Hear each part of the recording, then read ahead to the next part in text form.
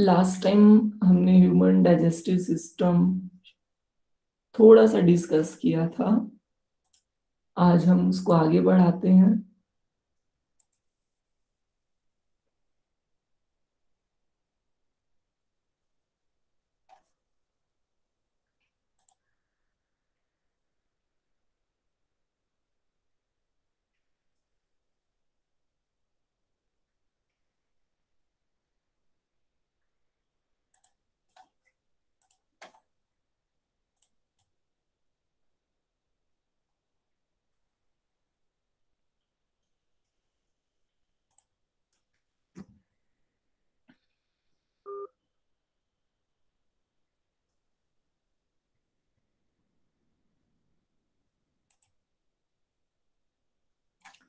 तो आप यहाँ देख सकते हो डाइजेस्टिव सिस्टम के डिफरेंट डिफरेंट पार्ट्स को। सबसे पहला है माउथ, जिसको हम बकल कैविटी भी कह सकते हैं। माउथ में क्या होगा, कौन कौन सी प्रोसेस होगी यहाँ पर। सबसे पहले जो भी आप फूड को इनटेक करोगे उसके स्मॉल पीसेस किए जाएंगे with the help of teeth. और सलाइवा, उस सलाइवा भी डाइजेशन के फर्स्ट स्टेप को शुरू करेगा।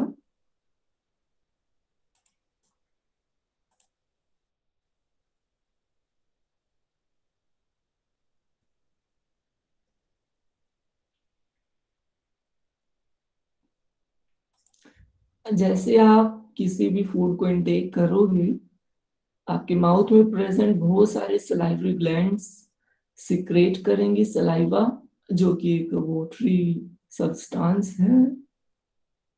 और इसका काम क्या होगा, इसके अंदर डाइजेस्टिव एंजाइम है अमाइलिस, जो कि स्टार्च को कन्वर्ट करेगा माल्टोस में। जैसे कि आपको पता है कि हम जो भी खाना खाते हैं, फ्रूट हो या वेजिटेबल हो, उसमें डिफरेंट डिफरेंट न्यूट्रिएंट्स प्रेजेंट होते हैं। तो कौन बच्चा बताएगा कौन कौन से न्यूट्रिएंट्स प्रेजेंट होते हैं फूड के अंदर जो हम डेली इंटेक करते हैं। सब प्रोटीन, कार्बोहाइड्रेट, फैट्स, फाइबर्स, और मिनरल्स, विटामिन्स। तो इस तरह के बहुत सारे न्यूट्रिएंट्स हैं जो फूड में प्रेजेंट होते हैं। सभी न्यूट्रिएंट्स एक साथ डाइजेस्ट नहीं होते हैं। कुछ न्यूट्रिएंट्स अलग पार्ट में, डाइजेस्टिव सिस्टम के अलग पार्ट में डाइजेस्ट होंगे, कुछ दूसरे न्यूट्रिएंट्स दूसरे पार्ट में डाइजेस्ट होंगे। तो सभी का डाइजेशन एक साथ शुरू हो ये जरूरी नहीं है, कुछ का डाइजेशन पहले हो सकता है।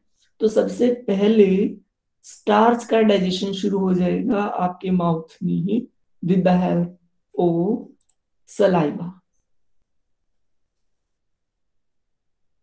सलाइवा की हेल्प से सबसे पहला, अगर आपसे पूछा जाए सबसे पहली चीज क्या डाइजेस्ट होना शुरू होती है हमारे डाइजेस्टिव सिस्टम में, वो है स्टार्च। जो कि आप कोई भी ब्रेड खा रहे हो तो उसमें भी स्टार्च प्रेजेंट है, राइस खा रहे हो उसमें भी स्टार्च प्रेजेंट है। तो स्टार्च को डाइजेस्ट डाइजेस्ट करना शुरू कर देगा सलाइवा, क्योंकि सलाइवा के अंदर प्रेजेंट है डाइजेस्टिव एंजाइम, जिसको आप अमाइलेज बोल सकते हो, जो कि स्टार्च को कन्वर्ट कर देंगे माल्टोस में, जो कि स्टार्च की थोड़ी सिंपलर फॉर्म है। आप देखोगे कि जो हम खाना खाते हैं उसमें जो न्यूट्रिएंट्स हैं वो बहुत ही कॉम्प्लेक्स फॉर्म में प्रेजेंट होते हैं। हमारी बॉडी उनको डायरेक्टली यूटिलाइज नहीं कर सकती है, तो जरूरी है कि उनको पहले सिंपलर फॉर्म में कन्वर्ट किया जाए। तो ये जो कन्वर्जन है माउथ से ही शुरू हो जाएगा। माउथ को आप बकल कैविटी भी कह सकते हो। तो सबसे पहले स्टार्च का डाइजेशन शुरू होगा और स्टार्च को कन्वर्ट किया जाएगा माल्टोज में with the help of digestive enzyme amylase present in saliva. यहाँ आप देख सकते हो जो ये स्मॉल डॉट है ये फूड के पीसेस को रिप्रेजेंट कर रही है। जो भी आप खाना खाओगी तो माउथ में उसके स्मॉल पीसेस बन जाएंगे। तो फूड पाइप में से होता हुआ स्टमक तक जाएगा। तो फूड पाइप में जो फूड की मूवमेंट है वो भी कोई सिंपल मूवमेंट नहीं है, उसमें बहुत सारे मस्कुलर कॉन्ट्रैक्शंस इन्वॉल्व हैं जो कि अभी हम डिस्कस करेंगे। तो वो बच्चे खुद को म्यूटेड ही रखे जिनकी कोई क्वेरी नहीं है, अदरवाइज बैकग्राउंड नॉइज सभी को डिस्टर्ब कर सकता है। सिर्फ वही बच्चे खुद को म्यूट कर रहे जिनकी कोई क्वेरी है या क्वेश्चन है कोई। तो जो फूड है वो हमारे स्टमक में जाएगा सबसे पहले फूड पाइप से होता हुआ, वहां पर वो 2 घंटे से 5 घंटे तक रह सकता है। ऑन द एवरेज 2.5 घंटे फूड हमारे स्टमक में रहेगा आगे बढ़ने से पहले। कुछ चीजें हैं जो सिर्फ आधा घंटा स्टमक में रहती हैं, जैसे ज्यादातर फ्रूट्स जो कि इजिली डाइजेस्ट हो जाने वाली चीजें हैं, वो आधा पौना घंटा 45 मिनट्स 30 मिनट्स तक स्टमक में रहेंगी। कुछ चीजें हैं जो ज्यादा लंबे टाइम तक स्टमक में रहेंगी। दूध वाली चीजें डाइटरी प्रोडक्ट्स हैं, दूध से बनी हुई चीजें हैं, वो लगभग 2.5 घंटा 2 से 2.5 घंटा स्टमक में रहेंगी। और जो सबसे लेट डाइजेस्ट होने वाली चीजें हैं जिसमें ड्राई फ्रूट्स हैं नट्स हैं, वो 3 4 इवन 5 घंटे तक आपके डाइजेस्टिव सिस्टम में रह सकते हैं। तो ऑन द एवरेज आप लगाओ कि 2.5 घंटे तक कोई भी खाना है वो आपके स्टमक में रहेगा। स्टमक में उस खाने के साथ क्या होगा वो भी अभी हम डिस्कस करेंगे। जो फूड पाइप है उसका साइंटिफिक नेम है इसोफेगस। तो आप फूड पाइप को इसोफेगस भी बोल सकते हो। यहाँ पर ओ जो है वो साइलेंट है, तो जो स्पेलिंग है उसको आप ध्यान से नोट कीजिए। आम भाषा में हम इसको फूड पाइप भी बोलते हैं, इसको आप इसोफेगस भी बोल सकते हो। तो ये है स्टमक। तो इसोफेगस के थ्रू फूड जो जाएगा वो स्टमक में जाएगा, जहां पर वो 2 2.5 घंटे तक रहेगा फर्दर डाइजेशन की प्रोसेस के लिए।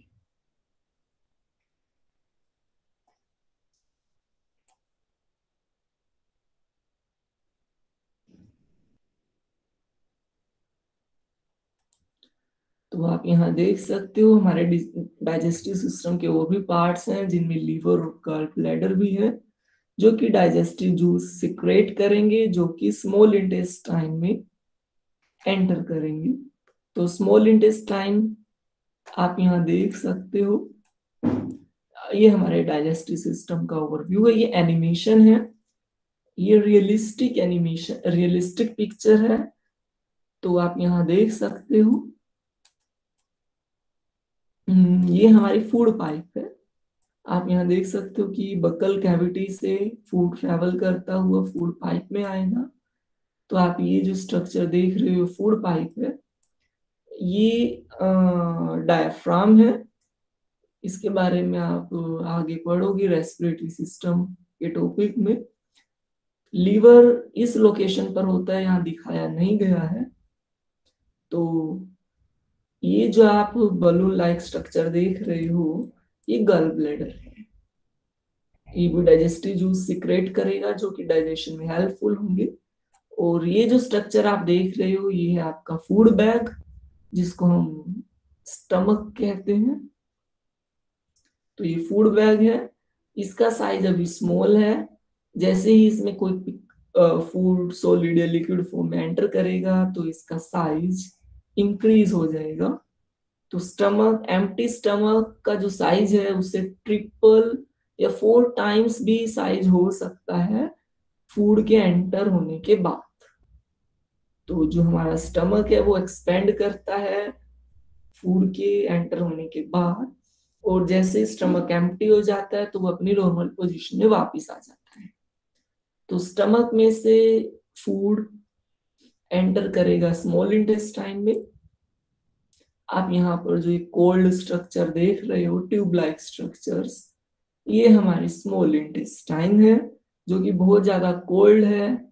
आपको लगेगा कि बिल्कुल ही उलझा हुआ धागा है, तो ये स्टमक के बाद अगला जो पार्ट कंपोनेंट है डाइजेस्टिव सिस्टम का वो है स्मॉल इंटेस्टाइन।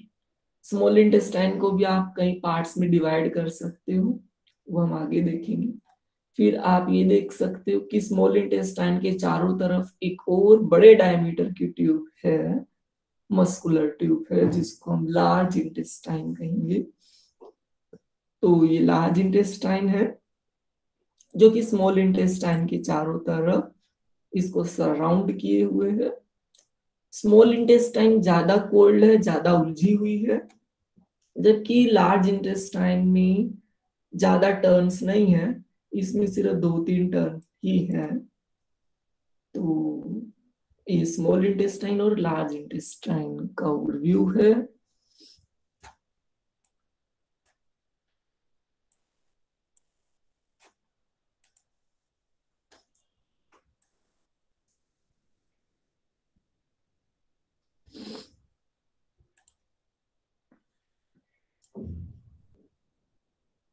जो एक्चुअल प्रोसेस है डाइजेशन की वो स्मॉल इंटेस्टाइन में शुरू होगी।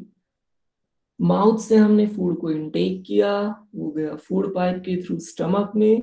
स्टमक में प्रेजेंट डाइजेस्टिव जूसेस और हाइड्रोक्लोरिक एसिड उसको फर्दर सिंपलर फॉर्म में कन्वर्ट करने की कोशिश करेंगे। जो हाइड्रोक्लोरिक एसिड है जो कि हमारे स्टमक में प्रेजेंट ही रहता है, और फूड के इनटेक के बाद तो उसकी क्वांटिटी और भी ज्यादा बढ़ जाती है। तो जैसे हम हमारा फूड स्टमक में जाएगा तो हाइड्रोक्लोरिक एसिड और भी ज्यादा क्वांटिटी में सीक्रेट होगा और डाइजेस्टिव जूसेस भी सीक्रेट होंगे स्टमक में। तो स्टमक में प्रेजेंट हाइड्रोक्लोरिक एसिड फूड में प्रेजेंट सभी बैक्टीरिया वायरस को किल कर देगा। 99% बैक्टीरिया वायरस किल हो जाएंगे with the help of hydrochloric acid. Stomach में प्रेजेंट हाइड्रोक्लोरिक एसिड बहुत ज्यादा कंसंट्रेटेड होता है, 4 pH के आसपास कंसंट्रेटेड है। तो स्टमक में प्रेजेंट हाइड्रोक्लोरिक एसिड फूड के पार्टिकल्स को और सिंपलर फॉर्म में कन्वर्ट करेंगे। तो जब फूड थोड़ा सिंप्लीफाई हो जाएगा फिर वो स्मॉल इंटेस्टाइन में एंटर करेगा after 2 to 3 hours. Small intestine की डिफरेंट पार्ट्स हैं, जिसमें सबसे पहला है ड्यूडेनम, दूसरा है इलियम,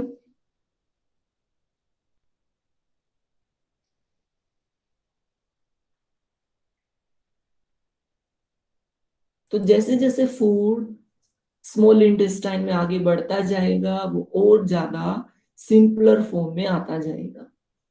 जो हमने फूड को इनटेक किया था वो काफी कॉम्प्लेक्स फॉर्म में था, उसमें न्यूट्रिएंट्स काफी कॉम्प्लेक्स फॉर्म में थे। जैसे जैसे वो फूड ट्रैक में आगे बढ़ते जाएंगे वो सिंपलर फॉर्म में कन्वर्ट होते जाएंगे, और स्मॉल इंटेस्टाइन में ज्यादातर न्यूट्रिएंट्स सिंपलर फॉर्म में आ जाएंगे। 99.9% न्यूट्रिएंट्स सिंप्लीफाई हो जाएंगे स्मॉल इंटेस्टाइन में ही, फिर वो एंटर करेंगे लार्ज इंटेस्टाइन में। यहाँ पर आप देख सकते हो कि जो फूड पार्टिकल की प्रेजेंट लोकेशन है जो कि आपको एक डॉट की फॉर्म में दिखाई दे रही होगी, ये एंटर कर रहा है लार्ज इंटेस्टाइन। तो ये जो लोकेशन है, ये जो साइट है जहां भी फूड पार्टिकल प्रेजेंट है, ये जंक्शन है स्मॉल इंटेस्टाइन और लार्ज इंटेस्टाइन का। तो अब स्मॉल इंटेस्टाइन से फूड पार्टिकल एंटर कर रहे हैं लार्ज इंटेस्टाइन में।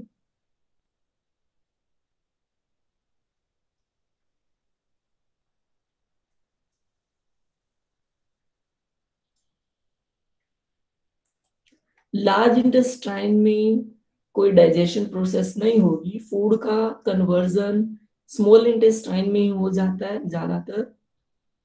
लार्ज इंटेस्टाइन में सिर्फ जो एक्स्ट्रा वाटर प्रेजेंट है फूड के अंदर या कोई विटामिन प्रेजेंट है, सिर्फ मिनरल्स प्रेजेंट है, वही एब्जॉर्ब होंगे। लार्ज इंटेस्टाइन में कभी भी फूड डाइजेस्ट नहीं होगा, वहां सिर्फ उसमें प्रेजेंट एक्सेस वाटर, जो एक्स्ट्रा वाटर है या मिनरल्स है विटामिन है, वही एब्जॉर्ब हो जाएंगे। डाइजेशन स्मॉल इंटेस्टाइन में ही कंप्लीट हो जाएगा। लार्ज इंटेस्टाइन में सिर्फ एब्जॉर्प्शन होगा वाटर का, मिनरल्स का और विटामिन का।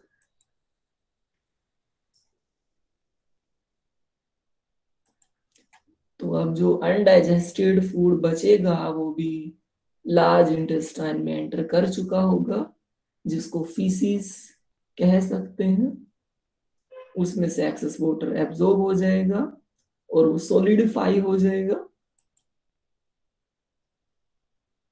और फिर वो बॉडी से बाहर आ जाएगा। तो यहाँ पर लार्ज इंटेस्टाइन के भी डिफरेंट डिफरेंट पार्ट्स हैं। सबसे पहले आप यहाँ देख सकते हो कि स्मॉल इंटेस्टाइन को आप 3 पार्ट्स में डिवाइड कर सकते हो। सबसे पहला पार्ट है ड्यूडेनम। स्मॉल इंटेस्टाइन का जो पार्ट स्टमक से डायरेक्टली कनेक्टेड है उसको ड्यूडेनम बोल सकते हो। फिर उसके बाद है इलियम भी है, जेजुनम भी है। तो ये 2 पार्ट्स, इनको हम डिटेल में स्टडी करेंगे। फिर लार्ज इंटेस्टाइन है, उसके भी डिफरेंट पार्ट्स हैं। उसमें एक है कोलन और फिर है रेक्टम। कोलम, रेक्टम, एनस, ये डिफरेंट डिफरेंट पार्ट्स हैं। अभी हमने सिर्फ ओवरव्यू लिया है, हर एक कंपोनेंट को डिटेल में स्टडी करेंगे।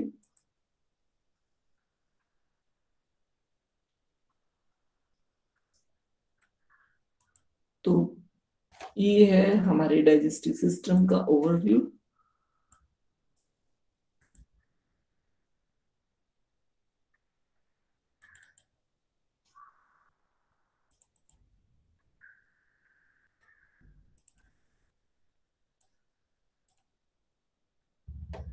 ये भी एक एनिमेटेड पिक्चर है, यहाँ भी आप वही देख सकते हो।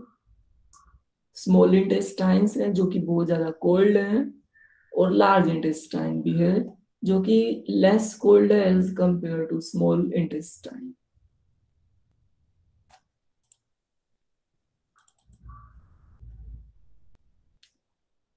ये पिक्चर थोड़ी और क्लियर है। यहाँ आप देख सकते हो फूड पाइप से फूड एंटर करेगा स्टमक में, फिर वो जाएगा स्मॉल इंटेस्टाइन में और फिर जाएगा लार्ज इंटेस्टाइन में। सबसे इंपॉर्टेंट जो चीज यहाँ ऑब्जर्व करने की है वो है फूड की मूवमेंट। जो भी आप खाना खाओगे वो स्टमक में जाएगा with the help of muscular contractions in the food pipe। अगर आप लेटे हुए हो तो भी खाना स्टमक में चला जाता है। वो कैसे जाता है, कौन बच्चा बताएगा? आपको बताना है कि अगर आप लेटे हुए हो, लेटे लेटे अगर आप कोई चीज खा लोगे तो क्या वो स्टमक में जाएगी या फूड पाइप में ही रहेगी? अनमोल ठाकुर, आप बता सकते हो? सर सर मैं आई टेल। पहले आप अपना नाम बताइए। जब भी कोई बच्चा सर बोले पहले नाम जरूर बताएं। सर मेरा नाम पूरव कुमार है। हाँ, पूरा बताइए। सर क्योंकि सर ऑसोफेगस में सर एक मसल होती है जो सर फूड को पुश डाउन करती है। हम्म, तो अगर आप लेटे हुए हो तो भी खाना स्टमक में चला जाएगा, और स्पेस में तो अगर आप उल्टे भी खाना खाओगे तो भी आपका खाना स्टमक में ही जाएगा, क्योंकि स्पेस में ग्रेविटी नहीं होती, वहां डायरेक्शंस का ही नहीं पता होता है कि लो डाउन डायरेक्शन कौन सी है, अप डायरेक्शन कौन सी है।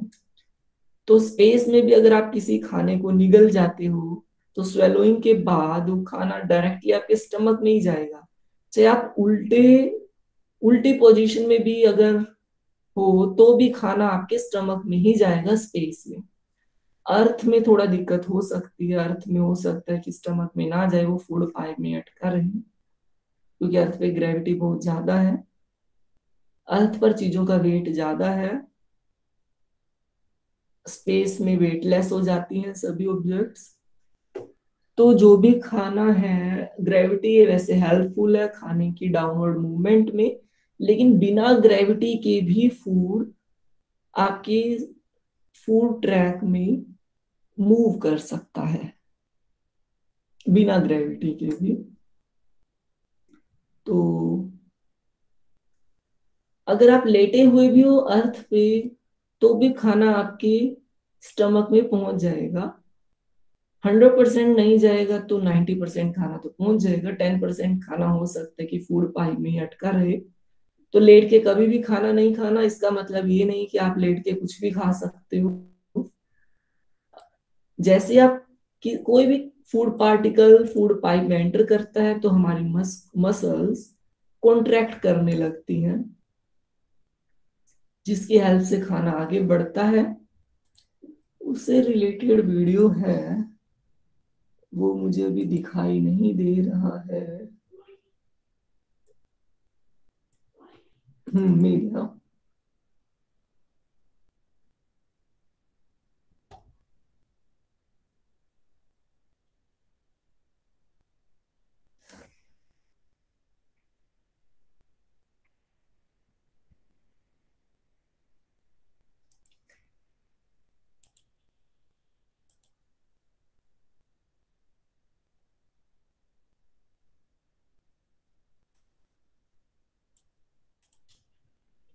आप यहाँ देख सकते हो कि जो फूड पार्टिकल है वो भी इस लोकेशन पर है। तो यहाँ से फूड पाइप एंटर कर रहा है फूड पाइप में, और ये बहुत ही कॉम्प्लेक्स मस्कुलर प्रोसेस है। किसी भी खाने को निगलना कोई इजी प्रोसेस या सिंपल प्रोसेस नहीं है। उसमें बहुत सारी मसल्स इन्वॉल्व होती है, ब्रेन भी इन्वॉल्व होता है। उसके बारे में हम नेक्स्ट क्लास में डिस्कस करेंगे। तो जैसे ही फूड पाइप में खाना एंटर करेगा तो आप देख सकते हो यहाँ पर मस्कुलर कॉन्ट्रैक्शंस शुरू हो चुकी हैं। मस्कुलर कॉन्ट्रैक्शंस को आप ऑब्जर्व कर सकते हो। तो मस्कुलर कॉन्ट्रैक्शंस की हेल्प से स्टमक में एंटर करेगा फूड। ये आप लीवर देख रहे हो, लीवर के बिल्कुल नीचे स्टमक है। और ये यहाँ आप जो येलो सब्सटेंस देख रहे हो ये डाइजेस्टिव जूसेस और हाइड्रोक्लोरिक एसिड का सिक्रेशन रिप्रेजेंट कर रहा है।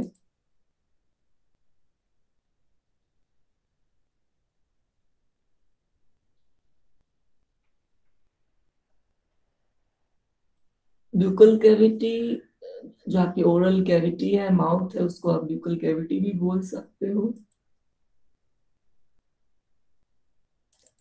सेकंड कंपोनेंट है इसोफेगस, जिसको आप फूड पाइप भी कह सकते हो।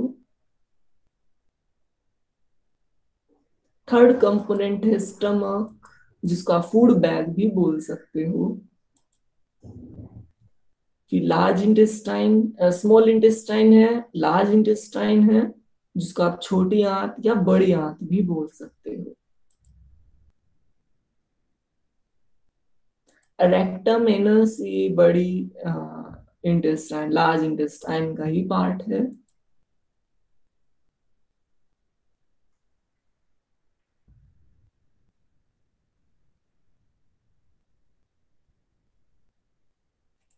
आप यहाँ देख सकते हो कि हमारी बकल ब्यूकल कैविटी में बहुत सारी सलाइवरी ग्लैंड्स हैं। ये सलाइवरी ग्लैंड्स है जिसमें से सलाइवा 24 घंटे रिलीज होता रहता है। स्लीप के टाइम टाइम नेग्लिजिबल ही रिलीज होता है। खाने के टाइम इसका अमाउंट बढ़ जाता है।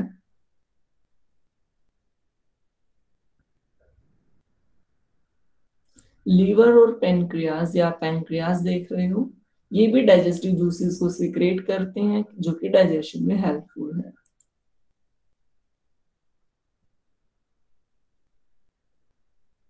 सबसे पहले क्या होता है, माउथ के थ्रू हम फूड को इनटेक करेंगे। इसको हम इंजेशन बोलेंगे। टीथ की हेल्प से जो फूड है उसके स्मॉल पीसेस हो जाएंगे। स्लाइवा फूड पार्टिकल्स को मॉइस्ट करेगा ताकि उसकी जो मूवमेंट है फूड पाइप में वो स्मूथ रहे।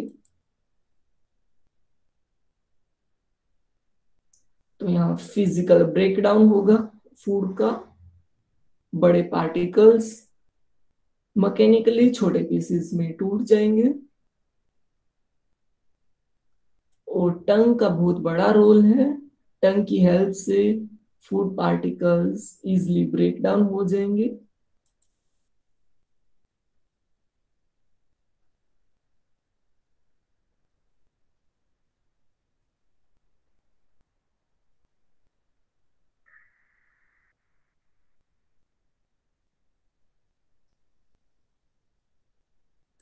सलाइवा स्टार्च को कन्वर्ट करेगा शुगर में और फूड को सॉफ्ट भी करेगा। तो यहाँ शुगर के बहुत सारे टाइप है। शुगर का मतलब वो नहीं है कि जो हम घरों में यूज कर रहे हैं। शुगर कई टाइप का हो सकता है। सुक्रोज, फ्रक्टोज, माल्टोज, ये डिफरेंट डिफरेंट टाइप्स हैं शुगर के। हनी के अंदर जो शुगर प्रेजेंट होता है उसको आप फ्रक्टोज बोल सकते हो। फ्रूट्स में भी फ्रक्टोज प्रेजेंट होता है। गन्ने में सुक्रोज, चीनी जो आप घर पे यूज करते हो उसमें सुक्रोज की फॉर्म में शुगर प्रेजेंट होता है। तो जब भी आप सूखी रोटी भी खाओगे तो भी वो आपको सलाइवा के ऐड होने के बाद मीठी फील होगी, क्योंकि जो उसमें प्रेजेंट स्टार्च है वो शुगर में कन्वर्ट हो चुका होता है। इसलिए आपको सूखी रोटी भी थोड़ी थोड़ी स्वीट टेस्ट फील कराएगी।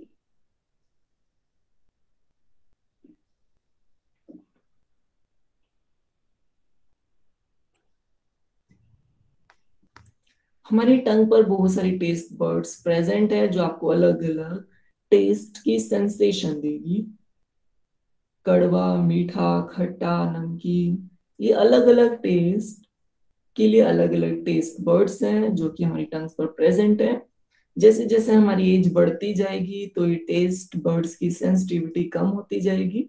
किसी दवाई या मेडिकेशन की वजह से, किसी दवाई की वजह से या किसी इन्फेक्शन की वजह से हो सकता है कि जो हमारे टेस्ट बर्ड्स हैं वो फूड के टेस्ट को सेंस ना कर पाए, तो उस टाइम हमें खाना जो है वो टेस्टलेस फील हो सकता है।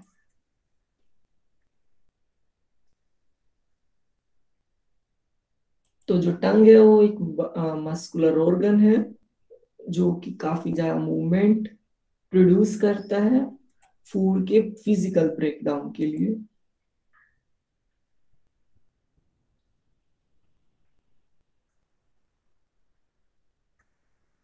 टंग सभी डायरेक्शन में मूव कर सकती है, सिर्फ पीछे की तरफ से फिक्स होती है, बल्कि आप टंग को रिवर्स उल्टा भी कर सकते हो।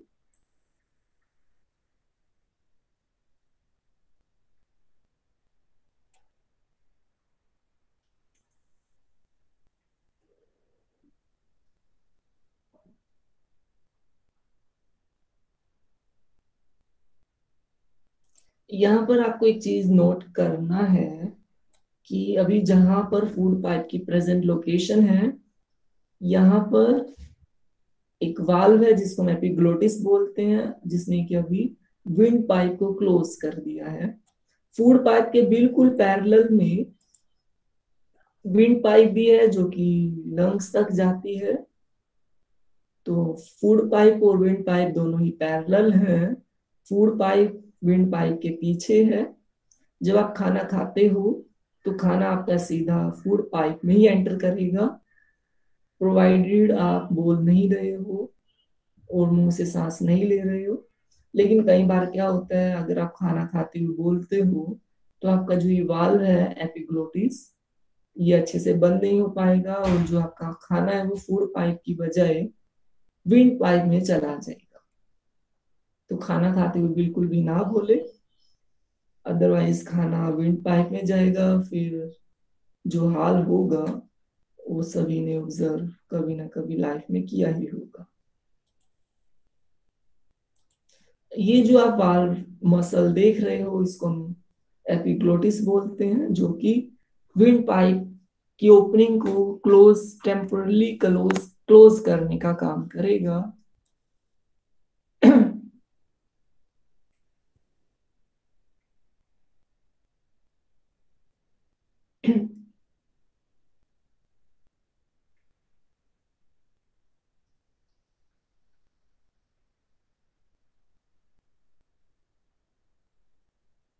स्टमक में फूड एंटर करेगा जो कि एक बैग लाइक स्ट्रक्चर है।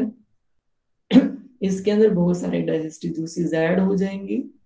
हाइड्रोक्लोरिक एसिड भी इसका फिजिकल और केमिकल ब्रेक डाउन करेगा।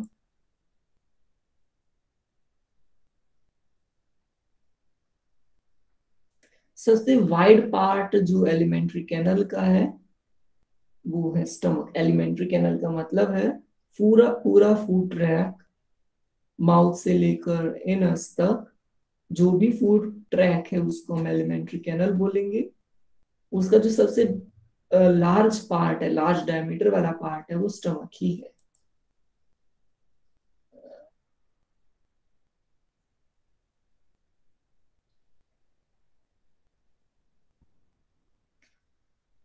तो तीन चीजें स्टमक में ऐड हो जाएंगी फूड के साथ, वो है हाइड्रोक्लोरिक एसिड, डाइजेस्टिव एंजाइम्स, और तीसरा है म्यूकस। म्यूकस एक तरह का लुब्रिकेंट है, ट्रांसपेरेंट या फिर व्हाइटिश लुब्रिकेंट है जो कि स्टमक में सिक्रेट होगा और फूड की फर्दर मूवमेंट के लिए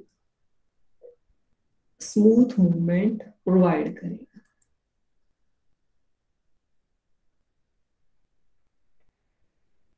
एसिड बैक्टीरिया वायरस को किल कर देंगे जो भी स्टमक में एंटर करेंगे फूड के साथ। 99% जर्म्स किल हो जाएंगे, 1% हो सकता है कि रह जाए।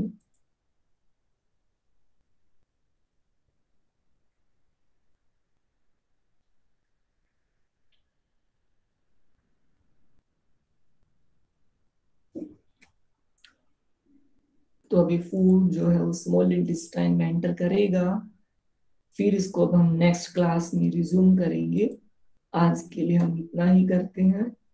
अभी जाने से पहले किसी बच्चे की कोई क्वेरी है तो वो खुद को अनम्यूट करे। जिस भी बच्चे की क्वेरी है, अभी हम 1-2 मिनट क्वेरी लेते हैं, उसके बाद फिर अगली मीटिंग में रिज्यूम करेंगे। किसी बच्चे को कुछ पूछना है? निखिल, आपको कुछ पूछना है?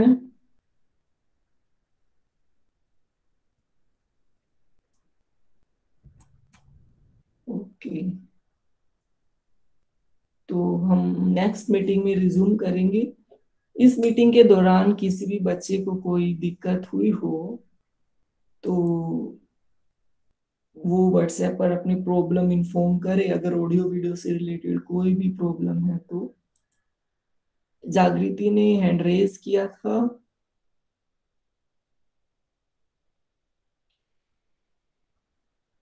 ओके, ठीक है, अभी हम चलते हैं। Have a nice day.